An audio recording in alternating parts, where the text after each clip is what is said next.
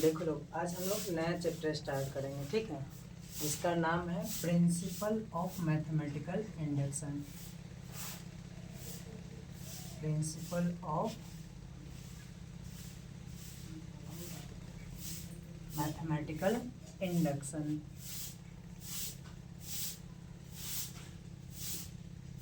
ठीक है, इसको शॉर्टकट में PMI बोला जाता है, समझ आया? प्रिंसिपल ऑफ मैथमेटिकल इंडक्शन, और हिंदी में बोलते हैं गणितीय आगमन का सिद्धांत।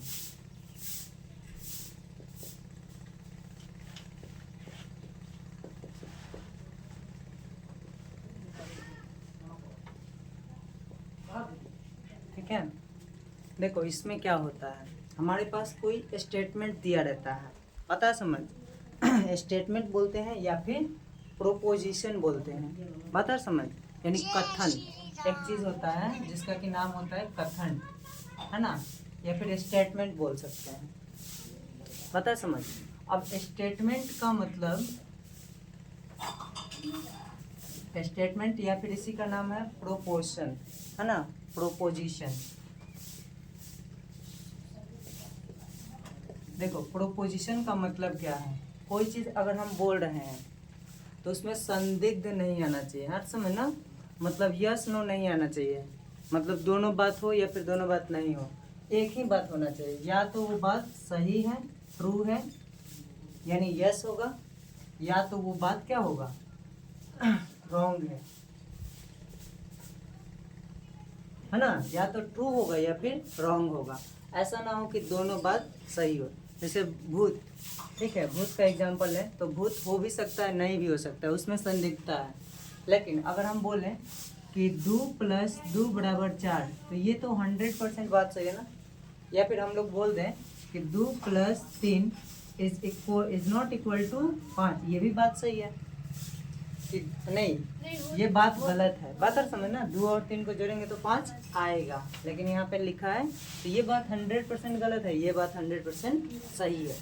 तो हमको कथन का मतलब ये होता है मैथ्स में कि कोई बात बोले तो या तो वो 100% ट्रू हो, ऐसा ना हो कि दोनों हो, ट्रू के साथ साथ रॉन्ग भी हो।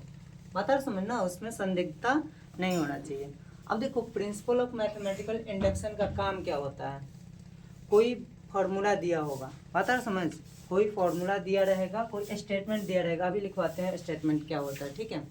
उसको प्रूफ करना है कि बात सही भी है या फिर बात गलत है, ठीक है। देखना ध्यान से, जैसे या फिर इसको लिख लो लोग, है ना, स्टेटमेंट को क्या बोलेंगे, ए सेंटेंस विच कैन, लिख लो लोग, ए सेंटेंस, फिर इस पे आते हैं ना, a sentence which can, a sentence which can be judged to be, which can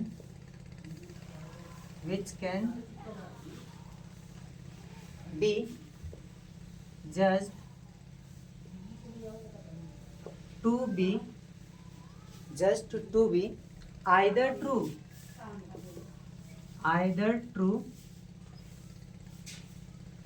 or false, either true or false is called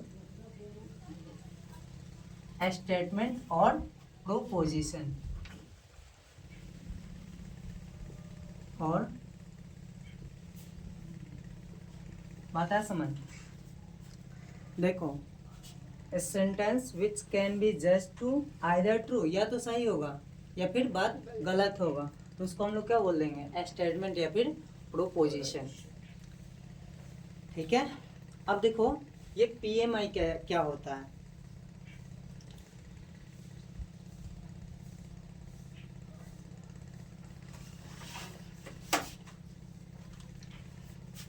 use of PMI, है ना, प्रिंसिपल ऑफ मैथमेटिकल इंडक्शन का जो यूज होता है वो क्या होता है, किसी थ्योरम को प्रूव करा जाता है, थ्योरम को प्रूव करने में, इनइक्वालिटी को, है ना, आइडेंटिटी को, ये सब को प्रूफ करने में PMI यानी प्रिंसिपल ऑफ मैथमेटिकल इंडक्शन का यूज किया जाता है। बात और समझ। अब देखो यहाँ पे जो ये कथन है ना, ये इस टाइप का होता है। जैसे मान लो 1 + 2 + 3 + ... n is equal to n into n + 1/2। ये एक कथन है। बात और समझ। ये 100% बात सही है। फर्स्ट n नेचुरल नंबर का सम क्या होता है? n into n + 1/2। ठीक है, तो ये एक कथन है और कथन को ना हम लोग ऐसे डिनोट करेंगे। बात और समझ। देखो P ऑफ n से डिनोट करेंगे। और समझ, इसको कैसे से डिनोट करेंगे? P ऑफ n से। P ऑफ n लिखा मतलब ये लिखा या फिर ये लिखा। अब देखो इसको हम लोग ये PMI को सॉल्व करते हैं, मतलब बताते हैं कि PMI क्या। मिटा देना इसको। जैसे इसका यूज क्या होता है? थ्योरम प्रूफ करने में, इनइक्वालिटी प्रूफ करने में, आइडेंटिटी प्रूफ करने में। समझ आ रहा ना?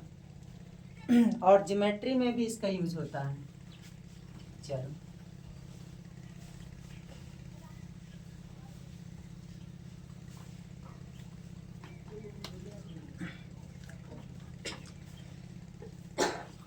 इसका रूल लिख लो लोग कि रूल में क्या क्या करेंगे। ठीक है, देखो PMI के लिए हम लोग PMI है ना, principle of mathematical induction, principle of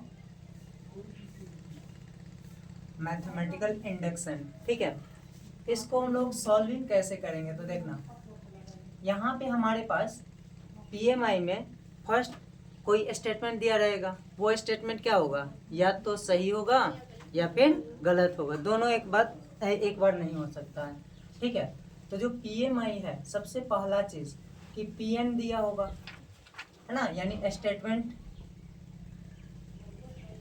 statement यानी कथन दिया रहेगा। उस कथन को दूसरा स्टेप में उस कथन को n = 1 पर हम लोग क्या करेंगे? प्रूफ करेंगे कि ट्रू होगा यानी सत्य होगा। जैसे देखो यहाँ पे 1 + 2 + अभी एग्जाम्पल कराएंगे ना तो समझ में आ जाएगा। +...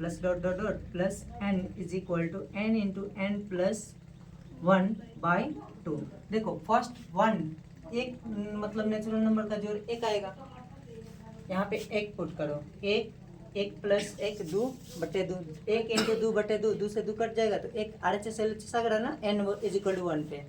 तो हम लोग n = 1 पे जो स्टेटमेंट दिया रहेगा उसको क्या करना है? ट्रू प्रूफ करना है, यानी सत्य प्रूफ करना है। ठीक है, अब देखो यहाँ पे 2 को टर्म जोड़ो तो 2 1 3, तो यहाँ पे 2 रखो। 2 और 1 3 और 2 से कट जाएगा तो 3 ना आ गया। बता तुम्हें ना। तो ऐसे हम लोग इसको n = 1 पे ट्रू प्रूफ करेंगे या फिर n = 2 पे भी प्रूफ कर सकते हैं। ठीक है, थर्ड स्टेप में n = m के लिए हम लोग ट्रू मान लेंगे। ठीक है, n = m के लिए ट्रू मानेंगे कि ये ट्रू होगा। सपोज दैट n = m के लिए जो स्टेटमेंट होगा वो क्या होगा? ट्रू होगा, यानी सत्य होगा।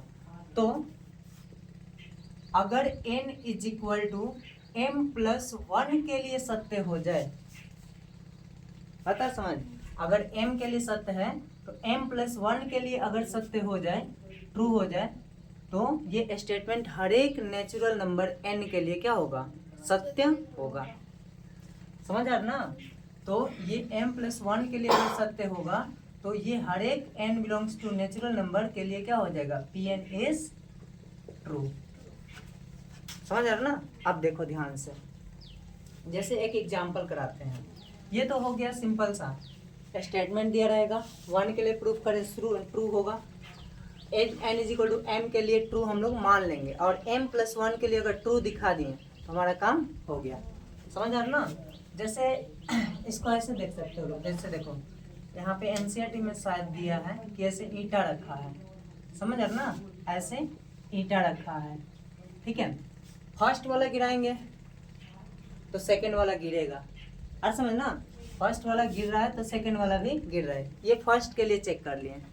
फिर इधर कहीं m के लिए चेक करेंगे कि इसके लिए ये सही हो रहा है या नहीं। ठीक है, अगर इसके लिए सही हो जाए तो m + 1 उसके अगले वाले के लिए चेक करेंगे। अगर उसके अगले वाला के लिए भी सही हो जाए तो 100% बोल सकते हैं कितना भी दूर गया होगा तो सबके लिए सही हो जाएगा। तो यही APMI का काम होता है, प्रिंसिपल ऑफ मैथमेटिकल इंडक्शन का। अब देखो ध्यान से, जैसे एक एग्जाम्पल करते हैं तो एग्जाम्पल से और क्लियर हो जाएगा, ठीक है।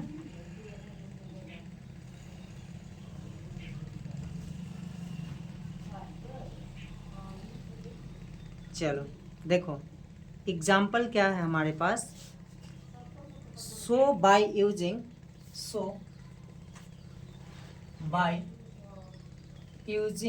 लिखो question, so by using the principle of mathematical induction, the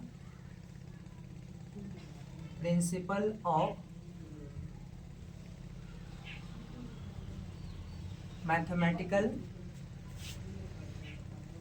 induction, principle of mathematical induction, that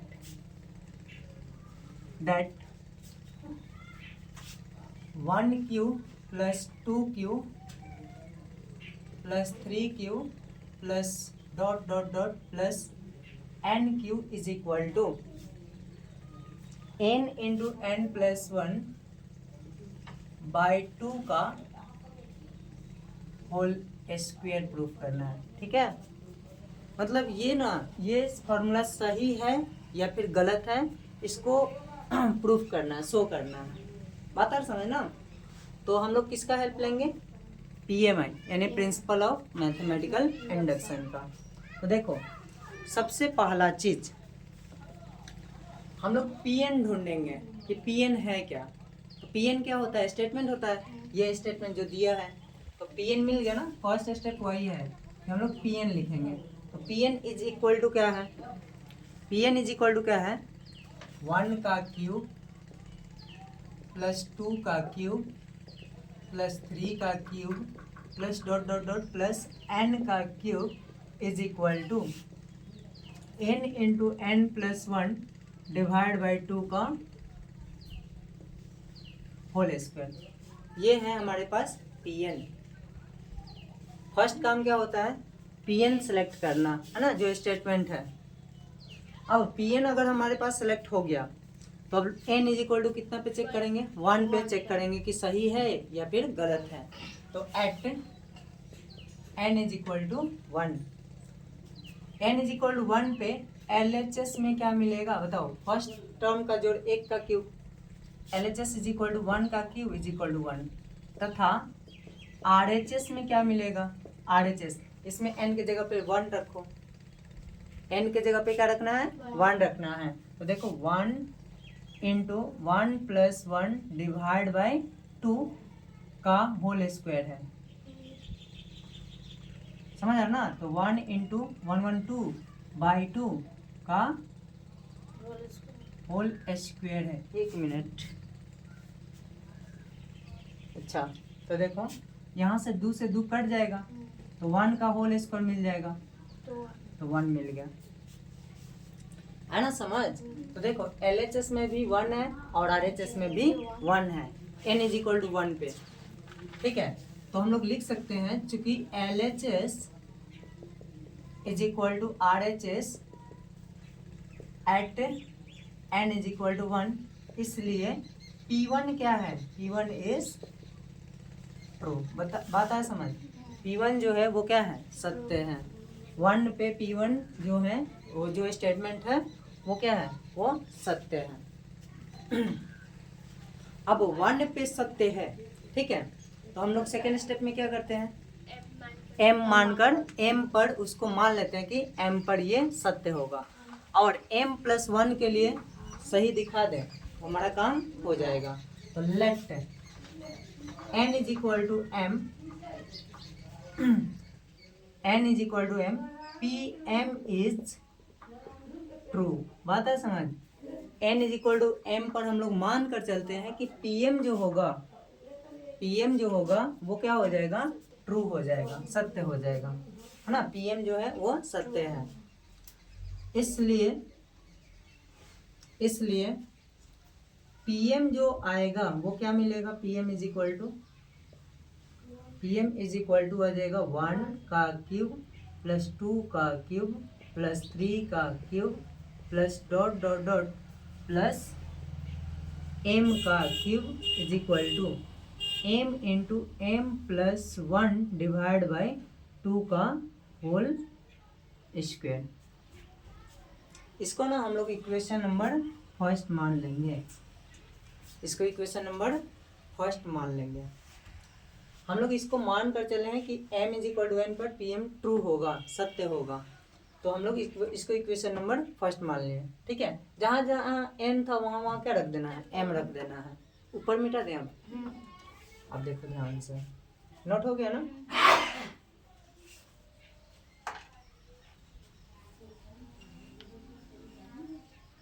अब देखो नाउ वी चेक, हम लोग के क्या चेक करना है, now we check at m+1, है ना, m+1 पर चेक करना है कि क्या ये स्टेटमेंट जो है वो सत्य है या सत्य नहीं है। ठीक है, तो यहाँ पे हम लोग m+1 के लिए क्या करेंगे, तो देखना m+1 के लिए ये m तक गया है, इससे अगला टर्म m+1 होगा, तो जहाँ m है ना उसके अगला टर्म लिखेंगे। देखो ध्यान से, 1 cube plus 2 cube plus 3 cube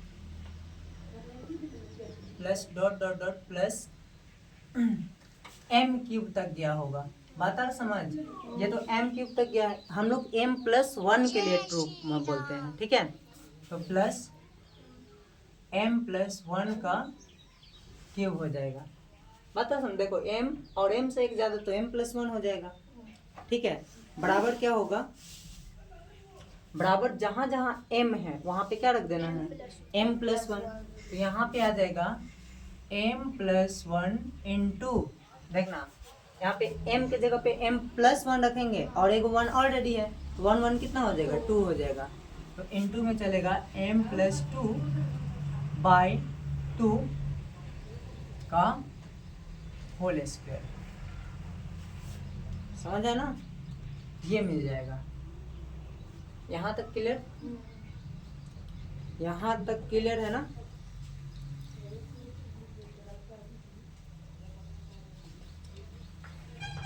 अब देखो सुनो ध्यान से, यहाँ तक क्लियर है ना, कोई दिक्कत ना है।